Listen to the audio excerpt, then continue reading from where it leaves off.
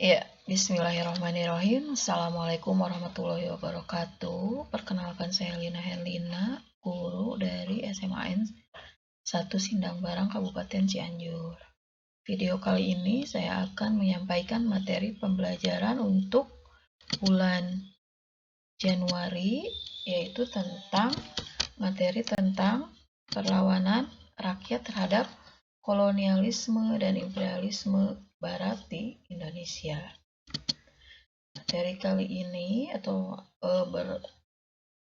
membahas tentang perlawanan rakyat. Saya akan bagi menjadi 3 bagian, yaitu perlawanan rakyat Indonesia sebelum abad 20, kemudian yang kedua perlawanan rakyat setelah abad ke-20, dan perbedaan strategi perlawanan. Oke, mari kita mulai. Perhatikan gambar berikut, coba apakah ada yang berbeda. Dua gambar yang berbeda yang mewakili perlawanan sebelum abad 20 dan juga perlawanan setelah abad 20. Oke, ini garis waktunya. Mohon maaf kalau misalkan ada kesalahan dalam pembuatan garis waktu. Oke, ini. Oke, perlawanan rakyat sebelum abad 20. Bangsa Eropa datang ke Nusantara pada sekitar abad ke-16, di mana ada penjelajah dari Portugis, dari Spanyol, kemudian dari Inggris maupun dari Belanda. Setelah para penjelajah dari bangsa Eropa kemudian disusul dengan keberadaan VOC atau perusahaan dagang Hindia Belanda. Nah, pada abad ke-19, masyarakat Indonesia berupaya keras untuk melakukan perlawanan dari penerapan kolonialisme dan imperialisme. Namun, sifat perlawanannya masih lokal dari para raja atau sultan dan rakyat terhadap VOC. Contohnya ada Kesultanan Demak yang melawan Portugis. Kemudian Kesultanan Aceh, Mataram melawan VOC.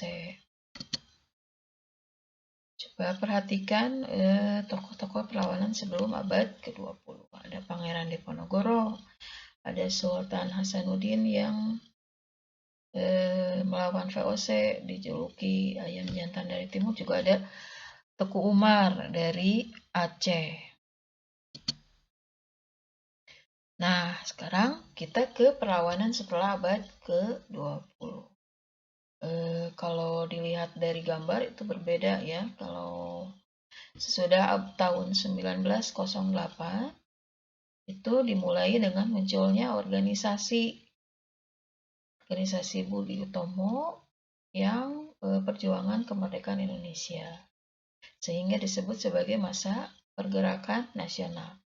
Setelah sesudah tahun 1908, rakyat Indonesia tidak lagi melawan penjajah atau kolonialisme menggunakan cara tradisional, melainkan lewat organisasi yang sudah lebih modern.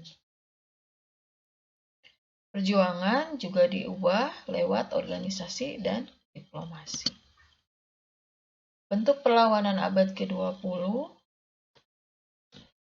Perlawanan setelah abad ke-20 terhadap kolonialisme di Indonesia itu terjadi karena faktor berikut. Munculnya golongan terpelajar sebagai akibat dari penerapan politik etis di Indonesia. Munculnya organisasi pergerakan yang bersifat modern, dan hadirnya paham-paham baru yang datang dari luar negeri, seperti nasionalisme, sosialisme, dan demokrasi. Ciri-ciri perjuangan sebelum tahun 1908 atau sebelum abad ke-20.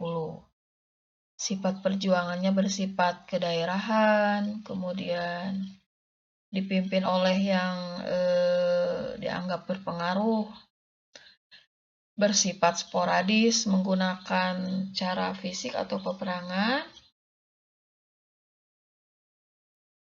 dan lain-lain. Ciri-ciri perjuangan setelah tahun 1908 atau perjuangan setelah abad ke-20. Organisasi bersifat modern sehingga perjuangan lebih terarah dan terorganisir.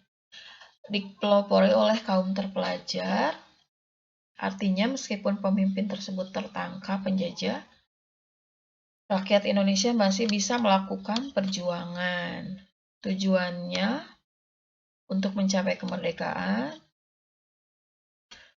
Pergerakan sudah lebih baik karena dilihat dari kualitas pendidikan yang sudah lebih baik, juga ada munculnya berbagai paham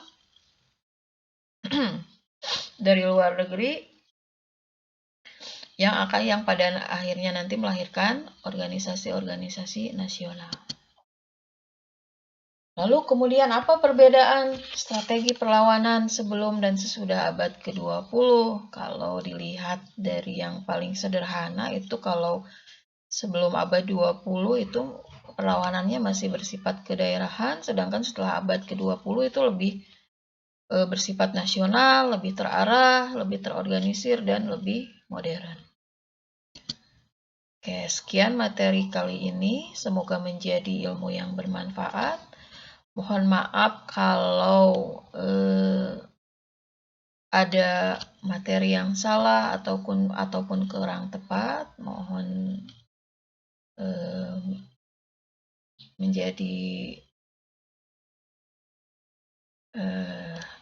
semoga menjadi ilmu yang bermanfaat. Mohon maaf kalau ada kesalahan. Assalamualaikum warahmatullahi wabarakatuh.